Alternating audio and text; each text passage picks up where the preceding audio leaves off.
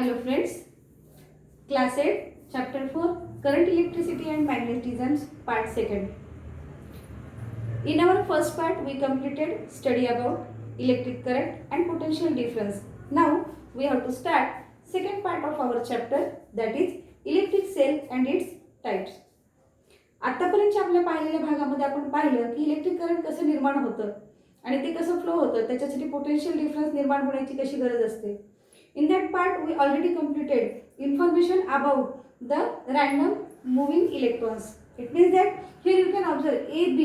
This is a conducting wire, and when we take a cross section of this wire, it means that when we cut this wire from the center, a rectangular part is produced, and in that case we can observe different electrons are there which are revolving here and there with random movement. म्हणजेच काय, जर आपण एक copper wire घेतली आणि त्या copper वायरला सेंटरमधनं cut केलं तर तिच्यापासून आपल्याला एक स्क्वेअर तयार झालेला दिसून येतो.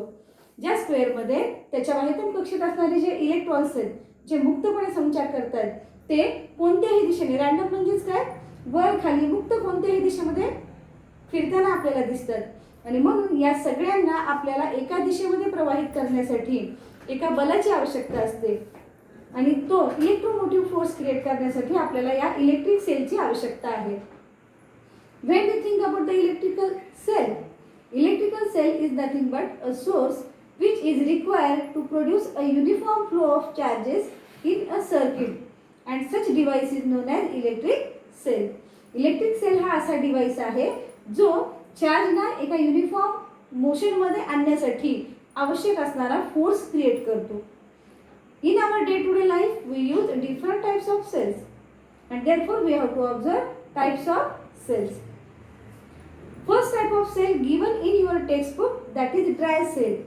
But before dry cell, the first cell that is observed, voltage cell. म्हणजेच काय, ड्राय सेलचा वापर करण्यापूर्वीही आपण voltage सेलचा वापर करत होतो. voltage सेल ही तयार करण्यात आलेली पहिली सेल आहे. In this cell we can observe positive electrode is used as copper, zinc is used as negative electrode, and electrolyte is used in it, that is sulfuric acid. When we think about the electrical cell, in electrical cell two terminals are used to produce potential difference. From positive to negative electric current flows, and for flow of charges electrolyte is used. That electrolyte carried out a chemical reaction, and due to that chemical reactions electron move in a uniform direction, and in this case the sulfuric acid is liquid in state, and due to which this cell is not handy. म्हणजेच काय, पहिला जो voltage sale तयार करण्यात आला त्या सेलमध्ये sulphuric ॲसिडचा वापर करण्यात आला होता, ज्याच्यामध्ये कॉपर आणि झिंकच्या पट्ट्यांना आपण दोन टर्मिनलच्या माध्यमातून वापरलं होतं. याद्वारे मोठ्या प्रमाणावरती आपल्याला इलेक्ट्रिसिटी निर्माण करता येत होती. परंतु हा जो सेल आहे, हा सेल आपल्याला एका ठिकाणाहून दुसऱ्या ठिकाणी नेण्यासाठी अवघड होता, कारण इथं असणारं इलेक्ट्रोलाइट हे लिक्विड होतं. आणि म्हणून सेकंड टाइप ऑफ सेल तयार झाला, that is the dry cell. यामधला लिक्विड पार्ट नाहीसा करून इथे इलेक्ट्रोलाइट आपल्याला बदलावं लागलं. And according to that, when we think about the dry cell, not only dry cell but for about all the cells we have to learn three main parts, that is negative terminal, positive terminal and electrolyte. म्हणजेच काय, प्रत्येक सेलच्या बाबतीत आपल्याला तीन महत्त्वाच्या बाबी शिकायच्या आहेत. त्यापैकी पहिली negative terminal, that is zinc, positive terminal graphite and electrolyte used in this case, that is the chemical used to produce the energy. Now see here, when we think about the dry cell, this is the structure of the dry cell. This is the outer cover. Central rod you can observe, which is known as the positive terminal, and this outer cover itself work as a negative terminal, that is the zinc. It means that negative terminal used in the dry cell is zinc, positive terminal used, that is graphite, and electrolyte used pulp of zinc chloride and ammonium chloride, and second one manganese dioxide. आता इथे तुम्हाला दोन electrolyte दिलेले आहेत. त्यापैकी पहिला electrolyte जो आहे तो आपण नंतर बघूया, तर दुसरा इलेक्ट्रोलाइट आहे त्याच्यापासून आपण सुरुवात करू. Manganese dioxide is filled in a porous bag. Manganese dioxide एका पोरस बॅगमध्ये फिल केला जातो आणि त्याच्यामध्ये आपला positive electrode that is graphite हा ठेवला जातो. ग्रॅफाइट हा कार्बनचा एक अपरूप आहे, म्हणून इथे सिंबल लिहिताना आपण ग्रॅफाइटच्या पुढे सी लिहिलेले कार्बन आणि झिंकचा सिंबल Zn. आता इथे आपण ज्या वेळेला पॉझिटिव्ह इलेक्ट्रोड या पोरस बॅगमध्ये ठेवतो मॅग्नीज डायऑक्साईड असलेल्या, त्या बॅगच्या बाहेरच्या बाजूला आपण आपला हा दुसरा electrolyte pulp of zinc chloride and ammonium chloride. आता मॅग्नीज डायऑक्साईड हा सुद्धा पेस्टच्या स्वरूपात असतो, मॉइस्ट असतो आणि हा पल्प सुद्धा पेस्ट सारखाच असतो. हे दोन्ही पदार्थ मॉइस्ट असल्यामुळं सांडत नाही आणि त्यामुळे हे सेल आपण एका ठिकाणाहून दुसऱ्या ठिकाणी नेऊ शकतो.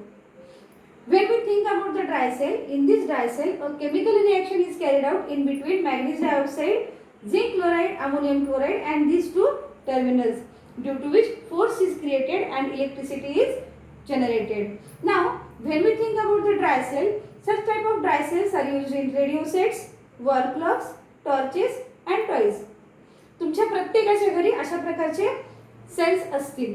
म्हणजे आपण जो घड्याळामध्ये सेल यूज करतो ना तो, किंवा रेडिओमध्ये जे जुने मोठे सेल आपण त्याला मसाला किंवा बॅटरी असं म्हणतो, ते तुम्हाला बाजारात पाहायला मिळतील. शिवाय तुमच्या प्रत्येकाच्या घरामध्ये ते असतील.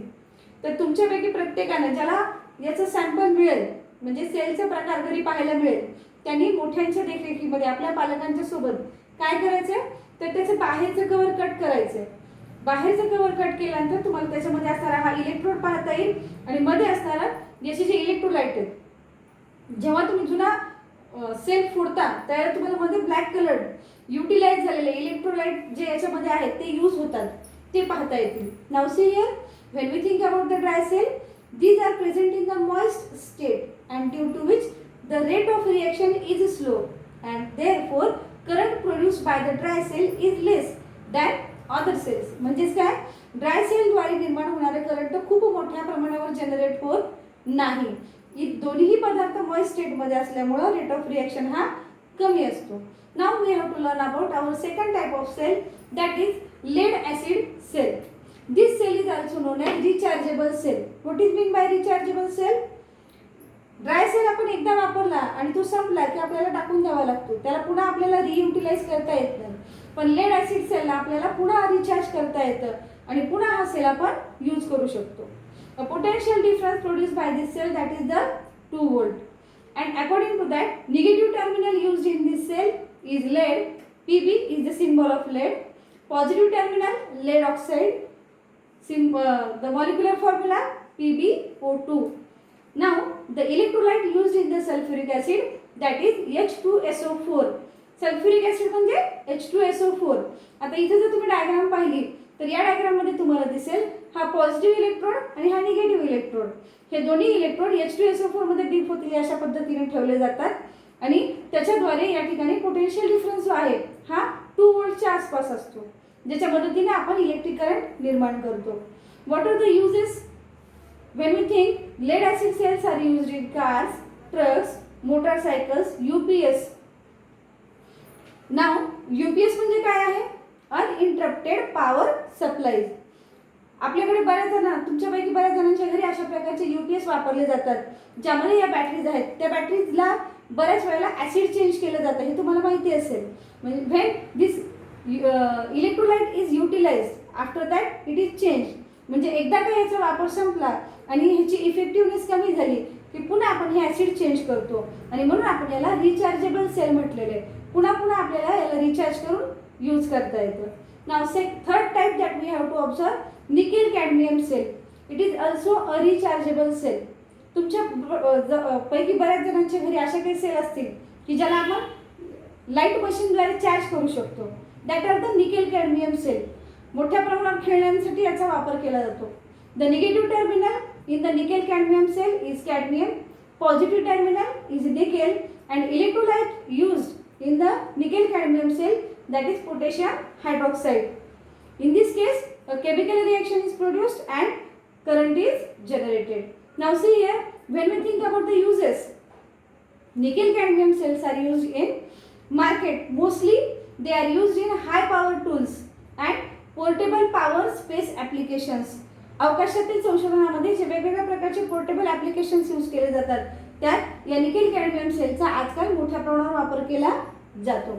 The last cell lithium ion cell, हा सेल तुम्हाला एक्झामसाठी नाही आहे, टेक्स्टबुकमध्ये तुम्हाला फक्त याची इन्फॉर्मेशन दिलेली आहे. Lithium cell is also known as button cell. Button cell आकार त्याचा छोटा असतो अतिशय आणि आपण हव्या त्या आकारामध्ये हे बनवू शकतो. शिवाय हे सुद्धा रिचार्जेबल सेल्स आहेत. And the potential difference 3.2 volt. आता हे जे आहे ते आपण काढलेले सगळे पोटेन्शियल डिफरन्स ॲव्हरेज आहे. In case of dry cell we are not observing any potential difference given. Why? याच्यामध्ये कुठलेही पोटेन्शियल डिफरन्स तुम्हाला दिलेलं नाही आहे. का दिलेलं नाही आहे? तर इथं ड्राय सेल वेगवेगळ्या प्रकारांमध्ये बनवले जातात आणि हे ड्राय सेल्स आपण वेगवेगळ्या पद्धतीच्या पोटेन्शियल डिफरन्सनुसार तयार करू शकतो, म्हणजे कमी अधिक पॉवरनुसार. म्हणून इथे तुम्हाला ते सेपरेटली दिलेला नाही आहे.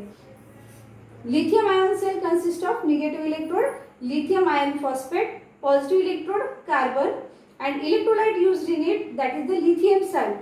याचा यूज कुठे केला जातो? स्मार्टफोन्स, लॅपटॉप्स, आपल्या ज्या फोनमध्ये बॅटरी आहेत त्या बॅटरीमध्ये मोठ्या प्रमाणावर आपण या लिथियम सेलचा वापर करतो. तुम्हाला लिथियम सेलबद्दलची कुठलीही इन्फॉर्मेशन टेक्स्टबुकमध्ये दिलेली नाही, फक्त लिथियम सेलचा वापर कुठे केला जातो इतकीच इन्फॉर्मेशन तुम्हाला दिलेली आहे.